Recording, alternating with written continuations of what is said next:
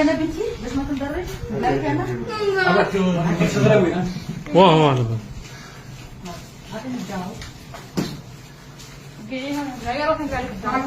السلام عليكم خوتي خواتاتي، ربي يحفظكم والله يجازيكم الناس اللي بارطاجيتوا عاونتنا ودعات لهم كما كان الحال من بعد النداء.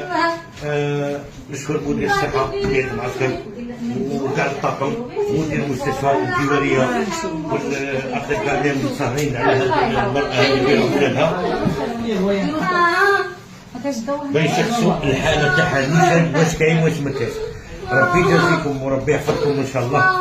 بغيت ندير لي زاناليز ويقولوا لهم الدم ويشخصوا الحاله واش كاين واش ما كاينش بمعنى كلمه. نشكركم وبارك الله فيكم ونتمنى من الطبيبات تعطينا كلمه ان شاء الله.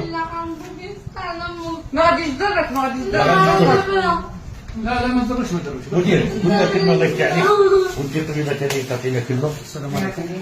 اولا نشكرك سي حسن، بارك الله فيك بلاد بيت. هذا تاع الجمعيات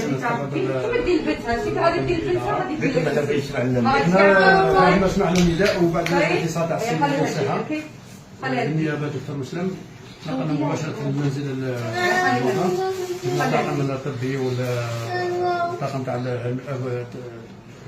الطب الوقائي. راهم يشخصوا الحالات، راهم يديروا لي وعلى حسب الحالات الاوليه على حسب الوظيفه الطبيبه ما استقالها